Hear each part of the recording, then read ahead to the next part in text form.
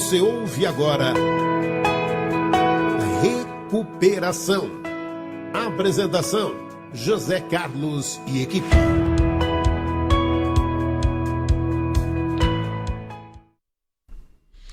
Sejam todos bem-vindos ao programa Recuperação. Nós estamos ao vivo, em tempo real, são 12 horas e 1 minuto. Meu nome é Zé Carlos, estou em recuperação. Boa tarde a todos. Boa tarde a todos, eu sou Janete de Oliveira e eu estou em recuperação. Boa tarde a todos, eu sou Roberto Maier, do Amor Exigente, também em recuperação. Boa tarde a todos, eu sou Alexandre Araújo, em recuperação. Quer fazer a oração? O que você faz? Sim, podemos fazer. Deus, concedei-nos, Senhor, a serenidade necessária para aceitar as coisas que não podemos modificar, coragem para modificar aquelas que podemos e sabedoria para distinguir uma das outras. Só por hoje funciona, mas hoje vai funcionar com força, fé e alegria, não é, Roberto? Exatamente. Muito obrigado. É que já adiantando, nós vamos falar pra caramba sobre a oração da serenidade, né? Bem, amigos ouvintes, mais uma vez aqui com vocês, né? O nosso assunto aqui, nós falamos sobre dependência química. Quando a gente fala sobre dependência química, a gente lembra logo do dependência química, lembra do dependente, né? E o dependente, pelo menos no nosso imaginário, tá aí no inconsciente coletivo como um estereótipo, ele é um cara que não funciona bem.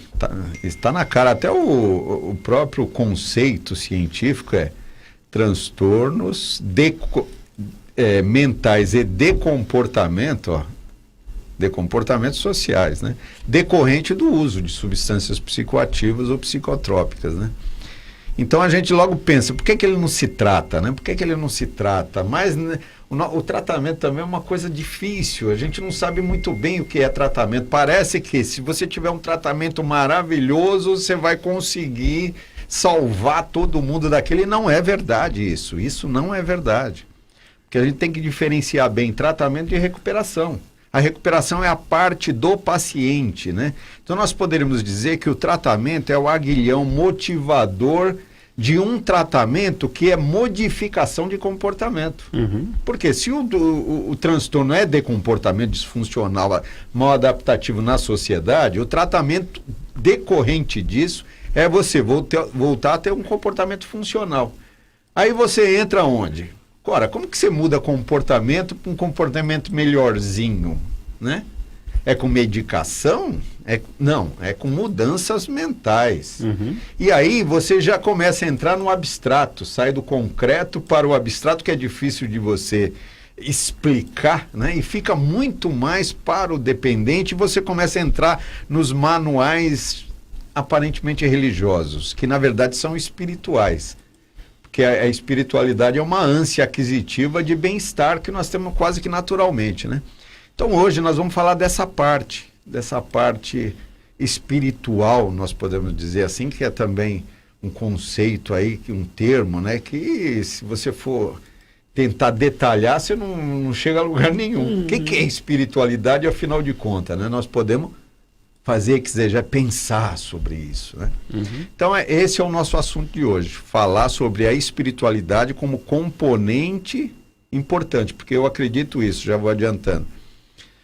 Tratamento para a dependência química, a base é espiritual. Agora vamos decifrar esse espiritual, tá bom?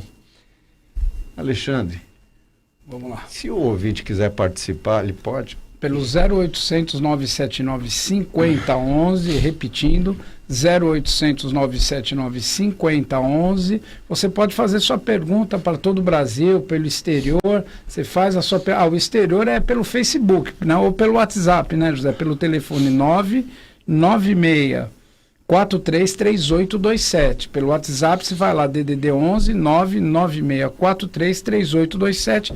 E nós estamos ao vivo também pelo Facebook, pela rede Boa Nova de Rádio.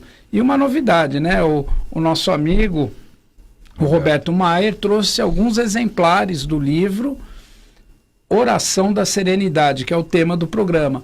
E você que ligar Para Margarete, a partir de agora, as primeiras pessoas que ligarem, nós vamos enviar um brinde, um presente do Roberto para você que acompanha o programa Recuperação, um exemplar do livro Oração da Serenidade. Então liga lá. Posso ligar, não? Não, você não. 0800 979 5011. Mostra o livro, José Feliz.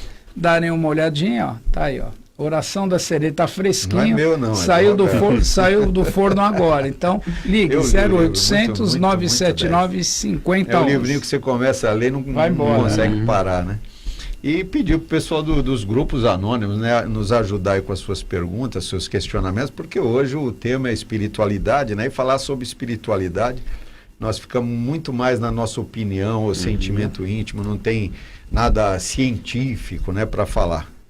De fato, a espiritualidade, quando as pessoas fazem essa pergunta, o que é a espiritualidade, eu costumo dizer que a espiritualidade é a característica que todo ser humano tem de se conectar com aquilo que nós chamamos de transcendência. Uma outra forma de dizer isso é a gente se questiona para que nós estamos aqui, qual é o nosso propósito de vida, por que viemos parar nesse planeta, né? Um dia colocaram a gente aqui, um dia vão tirar a gente daqui, nós não sabemos quando, e no meio do tempo é só por acaso, ou nós temos de fato uma missão, né?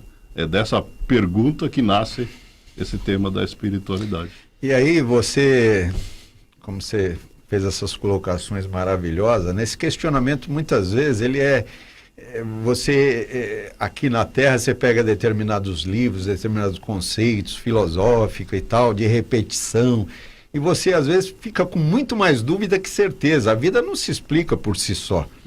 Agora, parece que espiritualidade também nós temos uma ânsia de ser bons, né? Não é verdade isso?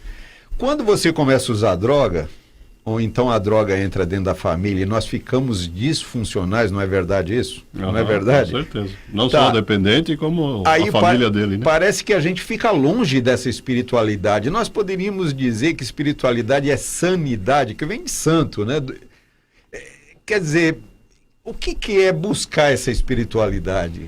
Na verdade, eu entendo que a relação com a adicção passa por aquilo que você estava falando no começo, né? A definição científica da adicção determina que é uma doença biopsicossocial. Então, quando nós usamos medicamentos no tratamento, nós estamos cuidando da parte biológica, né? Mas a parte psicológica, que é o interior de cada um, e a parte social, que é o comportamento, a relação com a família, com os grupos e com toda a sociedade, ela também fica danificada, né?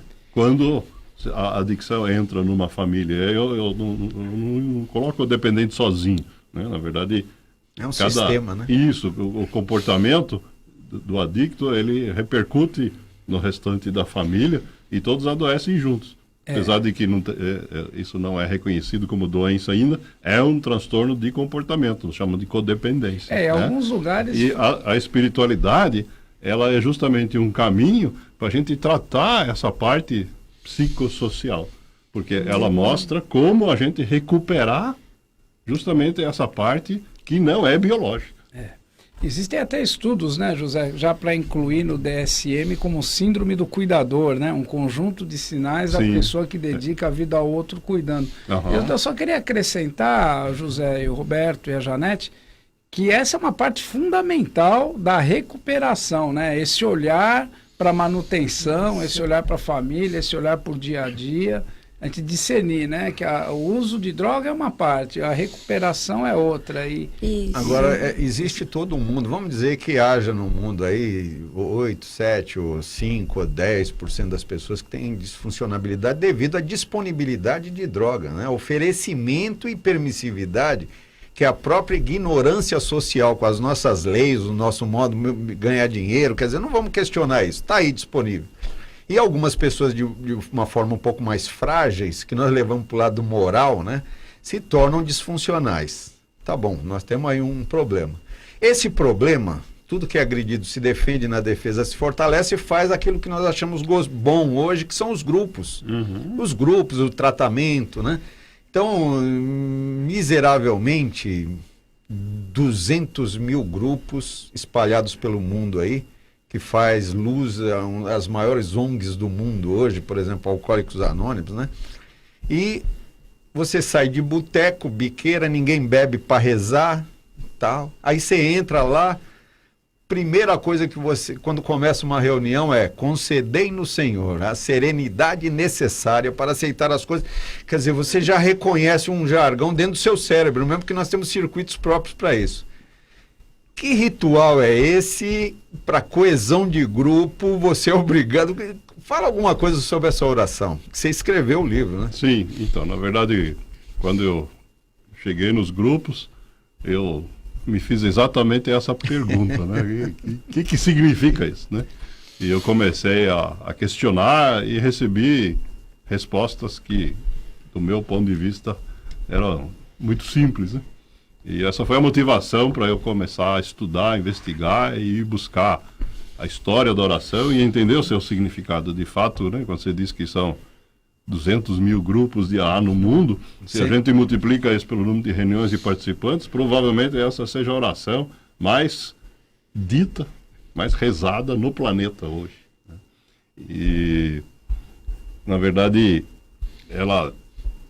a gente olhando para a história, né, o AA começou, né, durante os seus primeiros quase 10 anos, eles não usavam esta oração, né? Essa oração entrou meio que de forma por acaso, ou se você quiser, por providência divina dentro do movimento, né? Porque ela chegou, na verdade, a partir de uma publicação, de um anúncio fúnebre num jornal de Nova York. 1940. E a partir dali o pessoal começou a reutilizar ela, e em poucos anos ela se tornou extremamente, digamos, popular, conhecida, ao ponto que em menos de 10 anos os fundadores do Alcoólicos Anônimos passaram a dizer em público que ela se tornou a pedra angular do movimento, né?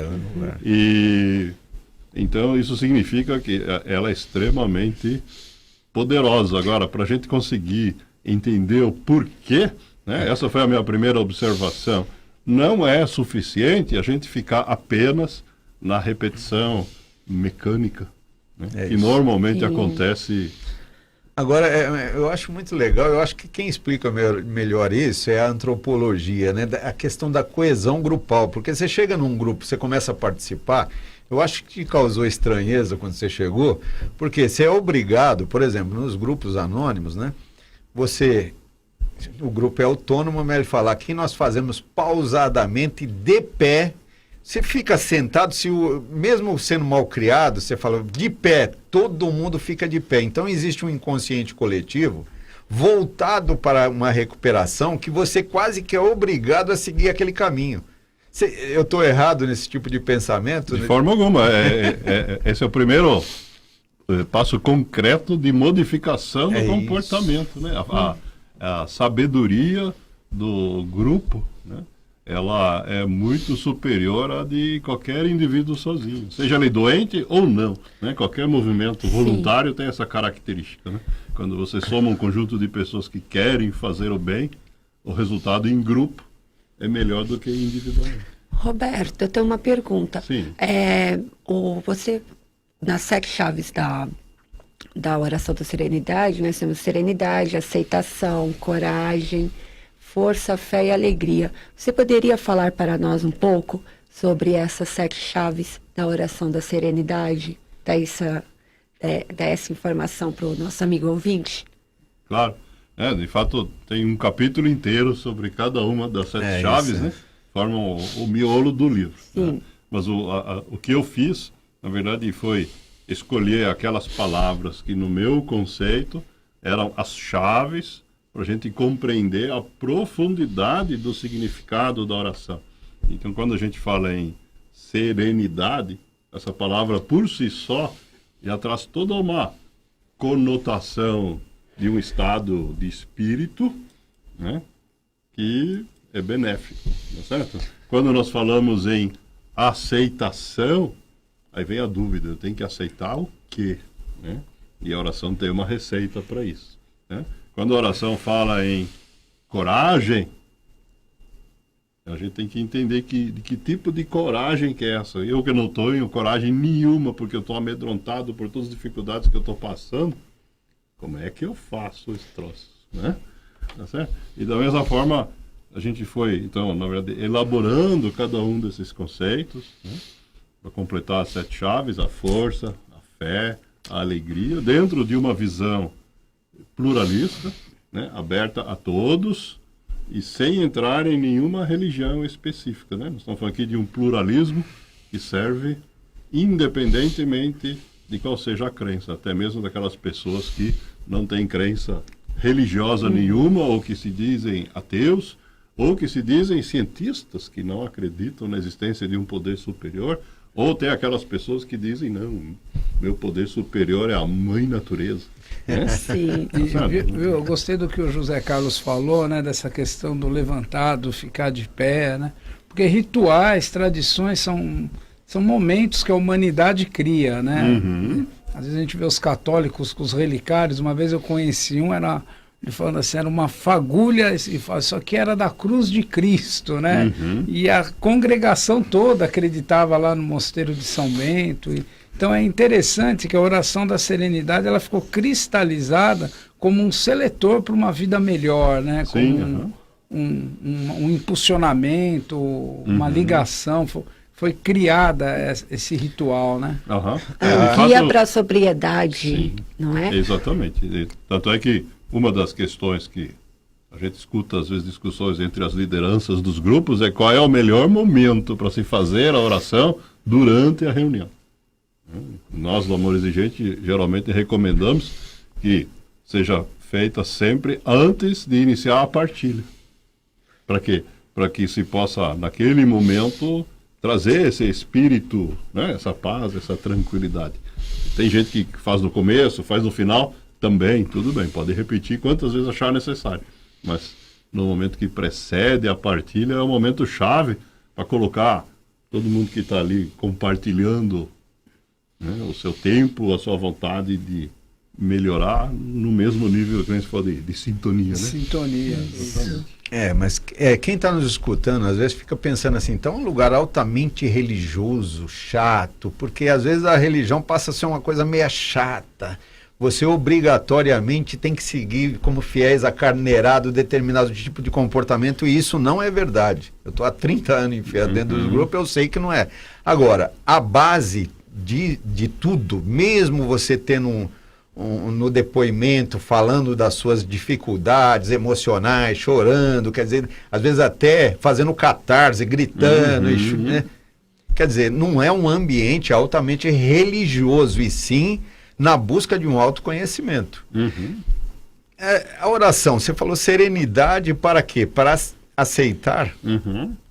Serenidade para aceitar, modificar. Que jogo é esse?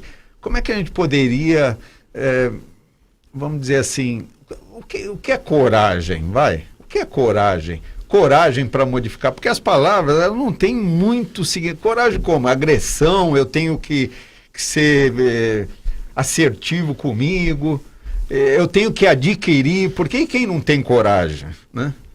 Então, na verdade, a coragem é uma característica do comportamento. Né? E, não é uma coisa intrínseca, né? Eu explico no capítulo sobre a coragem, com referências de vários livros de psicólogos, etc. É uma coisa que a gente pode desenvolver, pode aprender, né? Porque, de fato, quando a gente... A questão toda, né, a oração da serenidade, ela serve como um mecanismo para a gente se sintonizar na necessidade de começar esse processo de transformação psicossocial que nós chamamos da componente espiritual da recuperação. E essas palavras-chave, na verdade, são como se fossem os pontos do dial, onde a gente tem que se focar, tá certo? Então, por exemplo, se a gente não tiver serenidade, se a gente não tiver paz de espírito no momento da reunião do grupo, fica muito difícil até a gente prestar atenção no que os outros estão dizendo, né? Porque em qualquer reunião de grupo, né, a gente fala por alguns minutos, mas a maior parte do tempo a gente está escutando, né? E não existe aula de escutatória, existe aula de oratória, mas não de escutatória. Então a oração prepara a gente para isso, tá certo? A coragem, ela é aquele ponto do dial que disponibiliza a gente a agir, tá certo? A modificar alguma coisa. Agora, não é qualquer coisa que a gente deve modificar, né? E quando a gente fala da sabedoria, né, trata-se justamente da gente conseguir, nesse contexto de serenidade, poder distinguir, né? Essa foi a primeira explicação que eu recebi da oração da serenidade, né? Todo ser humano tem na sua vida necessariamente um conjunto de adversidades que ele vai enfrentar, certo? Que a vida não é fácil, ninguém nasceu com certificado de garantia, de moleza, de nada, tá certo? Então, o que a oração está nos dizendo é o seguinte: tem algumas coisas que você, com coragem, vai poder agir e modificar. Tem outras, Roberto, que entram na aceitação, né? Não sei se eu vou sair fora da oração, mas só para a gente poder enquadrar. Eu queria a sua opinião. Sim. Você está falando de uma forma bem filosófica, eu gosto disso. Para quê? Para a gente pensar e questionar coisas, né? Porque às vezes a gente fica batendo no mesmo trilho e fica parecendo que aquilo que a gente pensa é verdade. Você acha que a sociedade tem expectativas exageradas de um bem-estar? Porque, quando você olha a oração da serenidade, ela fala, serenidade para aceitar. Me parece que Deus proveu a gente, ou a natureza, a vida, sabe? Proveu a vida da capacidade de aceitação. Nós podemos exercitar a aceitação de tudo. O dependente químico, nós ficamos com expectativa exagerada quando ele para, ele tem que parar, ele tem que... Vamos falar especificamente da família do dependente e do dependente. Então ele tem perdas que são irrecuperáveis. Ele deixou de ganhar, nós temos expectativa assim, meu filho vai ser médico, vai ser advogado, aquele lá não vai ser mais. Então, essa aceitação, fale dessa aceitação dentro desse setting aí que eu... Então, na verdade é assim, a gente precisa... desafiando aqui. Não, perfeito. Felizmente já pensei muito, já escrevi sobre o assunto, então não tenho dificuldade em responder a provocação, né? Nessa questão da aceitação, o principal contraponto que eu faço é com o conformismo. Porque são coisas diferentes, exatamente. Né? Até quando a gente vai nos dicionários, às vezes as duas palavras são colocadas como sinônimos, tá certo? Mas a aceitação não quer dizer... servil, subserviente. Isso, não quer dizer passividade, não quer dizer... Justamente. Dá trabalho você ter aceitação. Precisa ser muito ativo mentalmente. Exatamente. Então, uma das coisas que eu gosto muito de fazer, inclusive o livro está repleto aí de caixinhas de textos separados, são historinhas, ilustrações, para colocar essa diferença entre o conceito do ponto de vista teórico, né, e a parábola prática que permite entender isso, né? Então, assim, essa questão de aceitação e conformismo, ela passa, por exemplo, pela parábola do navio, que tem as velas e que está no meio do mar, e que se você se conformar, o navio vai para onde o mar quiser. Agora, se você aceitar esse ambiente, estudar o vento e ajustar as velas, ainda assim você pode chegar no porto que você escolher. Vamos falar mais. Não posso controlar o vento, mas posso aprender a navegar. Existe uma frase antiga de Confúcio que fala disso. Eu queria citada lembrar uma coisa que ele falou, queria dar um exemplo no grupo que aconteceu comigo. Perfeitamente. Né? Porque a gente vai tendo umas concepções sobre a oração da serenidade quando chega no grupo, e é muito importante a dinâmica do grupo. Eu vi uma vez uma temática de um cara simples de tudo, e eu tinha uma coisa com a oração da serenidade que concedei-me, Senhor, a serenidade. Então eu imaginava uma pessoa pedindo para essa pessoa um pouquinho de paz, de tudo. Esse cara, ele mudou minha vida, ele não sabe como. Ele falava assim, serenidade é aprender a viver com um problema não resolvido. Porque, olha, eu com dinheiro no bolso, de férias, eu tô sereno. Agora eu tô com de liberdade condicional, parando de usar droga, com a maior vontade de beber e usar, aí que eu preciso desse troço de serenidade. Eu falei, nossa, olha que interessante, porque realmente é fácil estar em paz, tranquilo, né? Mas a serenidade diante Sim. de dificuldade é uma Mas vida Mas Desafios. esse é o ponto. Olha, no capítulo da serenidade eu coloco exatamente isso. A gente vive nessa ilusão, né? De que a gente vai ter a serenidade quando não tiver problemas. E a má notícia é que problemas teremos sempre. Não importa o momento da vida que a gente esteja atravessando, né? Se no caso de um adicto em recuperação, um familiar, ou mesmo as pessoas que não passaram por isso, todos enfrentam dificuldades na vida. A questão-chave é entender que essas dificuldades são oportunidades para a gente se desenvolver. São oportunidades para a gente ter essa iluminação espiritual, para acender essa luzinha dizendo, olha, você não está aqui por acaso.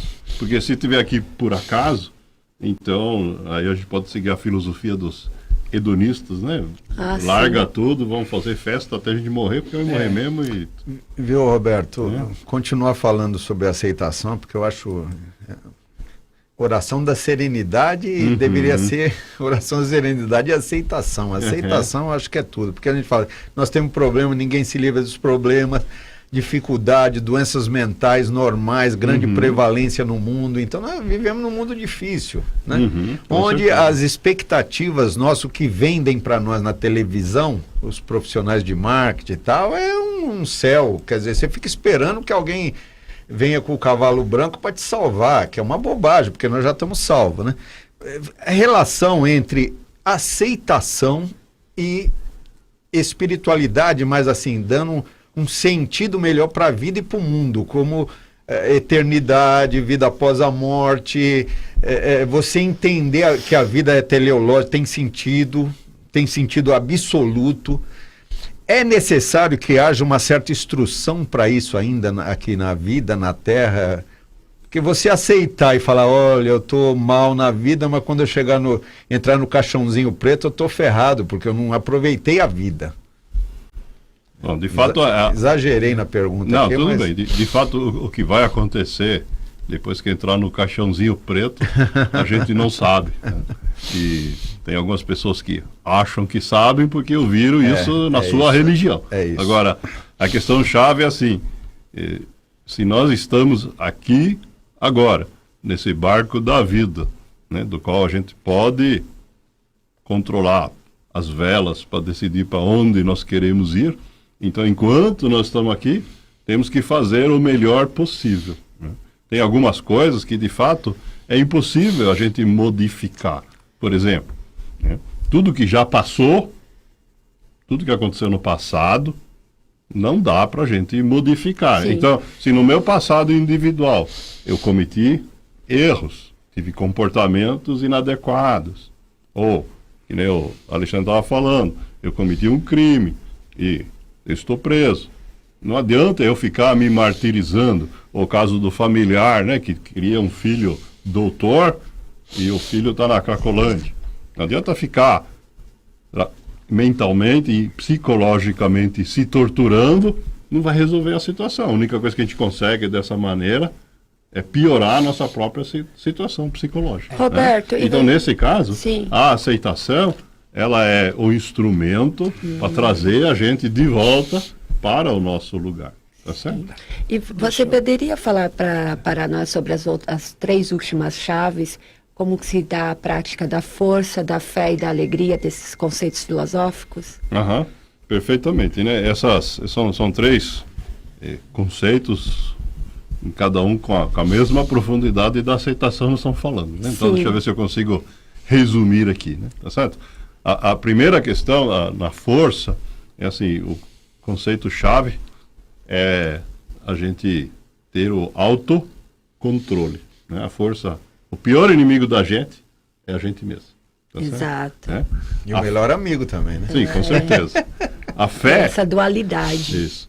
A fé é aquela experiência que nos permite suportar aquilo que a gente não entende. E aí, inclusive, a ciência hoje garante que ela mesma garante que ela não é capaz de explicar tudo. Porque tem gente que tem fé na ciência, né? E, de fato, isso a própria ciência já provou que não acontece, né? E a alegria, na verdade, no caso que a alegria espiritual, né? Ela serve como o antídoto para a depressão, né? Para a tristeza. Né? Resumidamente, é isso, né? Roberto, quando a gente olha essa oração, a oração ela é muito significativa, expressiva e, quer dizer, ela tem doses homeopáticas para cada um, né? Um que está mais torturado, mais transtornado, mais difícil, em ambiente onde as pessoas estão em disfunção, não tem como. Ninguém chega alegremente lá, não, hoje é um dia maravilhoso para mim ir para o grupo anônimo, não é, ele é empurrado pela dor e pelo transtorno, né? E aí você olha as 3 palavrinhas, né? As 3 palavrinhas, ela não quer dizer uma coisa só, bem-estar espiritual, que a gente busca, né? Mas a essência, eu gostaria que você falasse disso, a essência do bem-estar veio do mal-estar. Então esse jogo entre a sombra e a luz, né? Porque às vezes a gente fica demonizando o sofrimento, mas me parece que a vida, o processo da vida é esse, e você precisa de alguma coisa muito importante para buscar a terceira palavra da oração da serenidade, que é a sabedoria. Como é que a gente vai pregar sabedoria para os outros? Isso é uma bobagem, né? Uma grande bobagem. Você tem que ser sábio. Ele não é. É a mesma coisa que pedir para uma plantinha crescer. Ela não cresce, não adianta. Então, tudo a seu tempo. O que eu preciso para buscar pelo menos a meta de ser sábio, para mim poder distinguir, sabedoria e distinguir, ter discernimento e de poder de escolha. Na verdade, a sabedoria ela tem várias interpretações, né? Então a sabedoria, na verdade, é o uso do conhecimento, e eu tenho para poder diferenciar aquilo que eu tenho que aceitar daquilo que eu tenho que modificar. A oração nos ensina que devemos usar a sabedoria. Agora, a sabedoria, ela é um processo, na verdade, de alguma forma utópico, né? Porque a sabedoria completa não está ao alcance de ninguém. Não importa se a gente vai pela via religiosa, achando que só o nosso Deus, da religião de cada um, poder superior, que vai poder saber tudo, porque para os homens não é possível, né? Ou mesmo se a gente ficar no mundo científico. Se você pegar um médico especialista em qualquer tema, sei lá, vamos pegar um médico oncologista, e você falar para ele hoje, você já leu todos os papers que foram publicados sobre esse tema pela medicina, ele vai falar, minha vida inteira não dá tempo para isso. E mesmo se ele leu, ele vai ficar focado só naquilo e... Não dá tempo de ler, são tantos hoje, o conhecimento humano é tanto que não dá tempo, né? Então a verdadeira sabedoria, na verdade, consiste em admitir isso, né? Nós, como seres humanos, temos que entender que a nossa capacidade, ela é limitada, né? E justamente por isso que na oração a gente pede ajuda aí do poder superior para ter essa sabedoria, mesmo diante desse ambiente limitado. Porque eu não vou conseguir... fantasia achar que eu vou... Tem muitos codependentes que fazem isso. Meu filho está com problema, então eu vou para... melhor universidade que tem curso sobre esse tema, vou fazer um curso de 5 anos, aí eu vou saber tudo...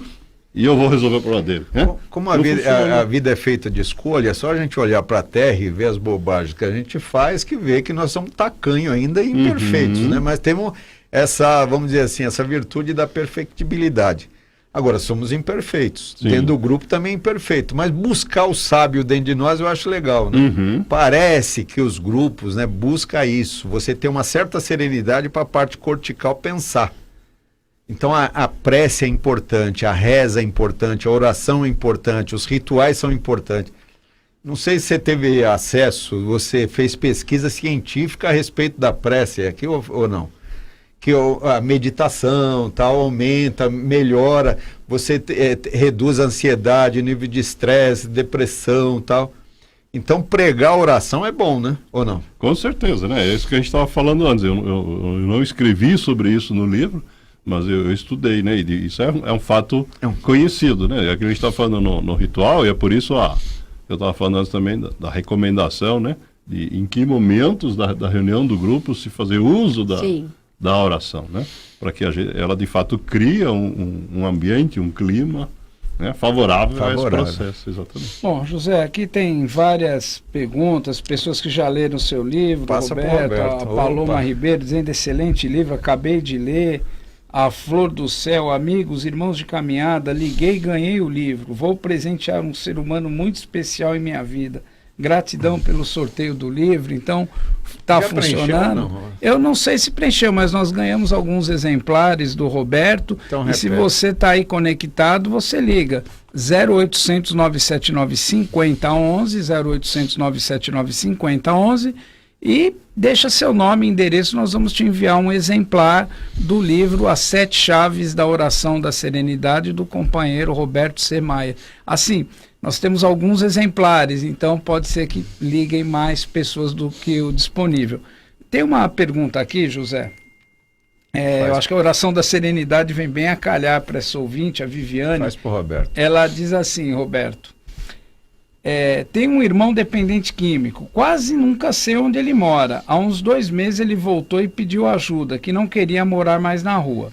Dei abrigo, no entanto, dei condições que ele iria procurar emprego e era um grupo de dependente. Arrumou emprego, estava indo no grupo. Há mais ou menos 1 mês ele usou algo e desapareceu. Não voltou nem para o emprego. Os documentos e roupa dele ainda estão aqui. Normal. Desapareceu. E, na verdade, tem um pouco de raiva nele. Vocês poderiam falar algo sobre isso? Acho que a questão chave aí é aquilo que a gente estava falando bem no comecinho do programa, né? E quando a gente tem um membro da família que sofre de adicção, a gente acaba, na verdade, tendo modificações no comportamento, não só dessa pessoa adicta, mas de todo mundo no entorno dele, né? E o processo de recuperação, para que ele de fato funcione, exige que a recuperação seja de todos os elementos da família. Me parece que essa nossa ouvinte aqui, ela não se preparou para ajudar o irmão. Então, o simples fato dela sentir raiva neste momento significa que ela não colocou em prática a oração da serenidade. Ela teve chance de fazer algumas coisas enquanto o irmão estava lá, né? Mas não foi o suficiente para provocar a mudança de comportamento que ela desejava nele, certo? A gente aprende que a mudança de comportamento, ela passa, em primeiro lugar, pela gente mesmo, né? Mudar a gente já é difícil. Mudar os outros só com na verdade, mudar os outros, a única chance que a gente tem é a gente se mudar, e aí, como reflexo da nossa mudança, provocar mudanças no outro. Né? A única forma me parece que, pela história que ela conta, esse é o ponto-chave que ela ainda não. O exemplo não é a melhor maneira de convencer, é a única, né? Não, mas tem uma coisa interessante com essa questão da raiva, né? Porque, na verdade, o que ela está sentindo é o desprestígio, né? Uma coisa de ego, né? Quer dizer, eu ajudei meu irmão, eu fiz isso, eu fiz aquilo, e aí verdade, ela assim, se sente... é um comportamento muito comum. Quem tem um familiar dependente se colocar na situação de salvador. Né? E não quando esse papel, como nessa história aqui, acaba sendo quebrado pela realidade dos fatos, a frustração é muito grande. Isso que gera raiva. E a gente precisa, quando a gente tem um adicto na família, se preparar participando dos grupos, né? Para que a gente, primeiro, saiba como que os outros lidaram com isso. O exemplo dos outros. Né? Porque outra questão, Roberto, voltando na sabedoria, eu acho que a grande virtude dos grupos, e a oração, por isso que a palavra sabedoria está na oração, é assim. Né? A maior forma de adquirir sabedoria é a gente ouvindo os erros que os outros cometeram. Né? Eu costumo dizer nos nossos grupos, assim, nós não vamos ter tempo na nossa vida de cometer todos os erros possíveis. Tem gente que fala, não, eu não quero estudar, não quero... Né? Eu quero simplesmente aprender na prática. Roberto, a importância... A pergunta do ouvinte aqui, eu vou privilegiar o ouvinte aqui. Então vai lá. Igor Lazzarini te pergunta, Bill W., o cofundador do ADS, que todo programa de AA pode ser sintetizado na oração da serenidade. Nunca entendi isso direito. Roberto, como você explica isso? Bom. Então, pergunta do Igor. Ó, Igor, é assim, Pedra angular. Exatamente. O próprio Bill disse, né? Que a oração se transformou na pedra angular ou fundamental, né? Todo o edifício do processo que ocorre dentro dos grupos, ele está montado em cima da oração. Então, na verdade, o que a gente foi isso que me impulsionou, na verdade, a estudar o porquê disso, né? Foi isso que eu comecei escrevendo alguns artigos, fazendo algumas falas pequenas nos grupos, e aí eu fui sendo incentivado a reunir isso tudo e aperfeiçoando, e que resultou nesse trabalho aí que nós estamos lançando. Mas a questão-chave é essa: a gente precisa se aprofundar no significado. Quando a gente repete ela mecanicamente, fica difícil de fazer essa relação, né? E exatamente isso que nós estamos discutindo aqui o programa inteiro, né? É um fato que acontece dentro dos grupos, você faz no automático muitas vezes, né? Mas quando a reunião é bem no final, quando ela é bem emocional, no final a gente presta mais atenção nisso. Uhum. Eu gostaria que você falasse um pouco da questão terapêutica de Amor Exigente, Naranon, Alanon, os grupos anônimos, né, que estão aí disponíveis, uma rede barata de graça, onde eu gostaria de falar da efetividade na sua observação, porque nós, no geral, não temos estatística, não temos números, isso é uma perda, nossa senhora. E, no geral, não se usa os grupos como processo terapêutico. A gente busca tratamento como se fosse importante. O tratamento é importante, mas a recuperação é muito mais. E nós somos muito mais para a reinserção social. Como é que você vê no seu olhar, observando no seu grupo lá, pessoas que falam, melhorei. É assim, o que a gente observa primeiro o seguinte, né? A quantidade de pessoas que participam dos grupos em relação ao número de pessoas que deveriam participar é muito pequeno, tá certo? Né? Os dados que a gente tem, por exemplo, da Unifesp, é que no Brasil existem por volta de 30 milhões de pessoas que convivem com um dependente químico na família. E se a gente olhar para todos esses grupos que você citou em conjunto, provavelmente nós estamos falando aí talvez de 1,5 milhão de pessoas sendo atendidas, né? Ou seja, né? Que comparecem são muito poucos, né? Isso tem dois lados, né? Mas tem muita gente que vão. Isso. Agora, dentre aqueles que vão, a gente tem uma parte que consegue de fato entender o que nós estamos ajudando, colocando, qual é a mudança que eles têm que fazer, e entra no processo de recuperação, né? A questão-chave é essa, né? O codependente, ele precisa aceitar que, apesar de que na medicina não está classificado como uma doença, né? Não tem um código atribuído à codependência, embora alguns médicos, né? O Alexandre citou antes, né? Tem escrito até livros, né? Dizendo que deveria ser, né? A pessoa de fato tem algo que ela precisa mudar, né? Então o primeiro passo é aceitar, né?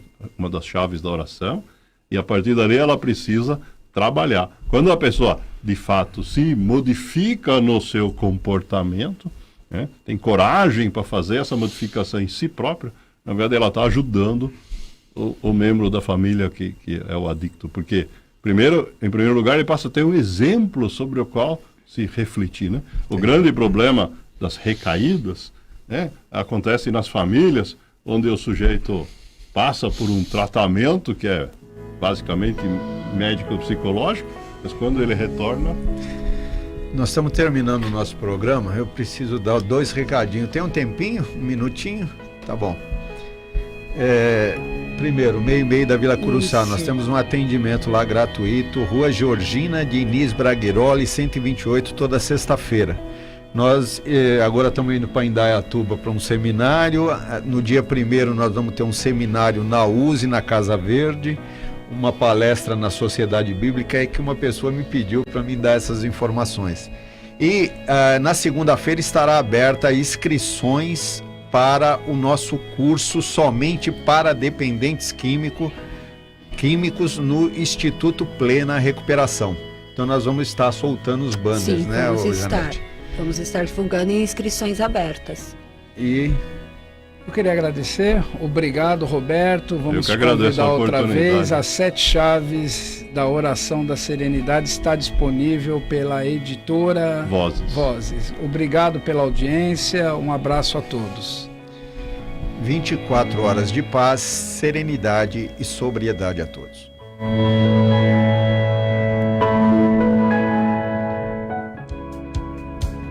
Você ouviu Recuperação.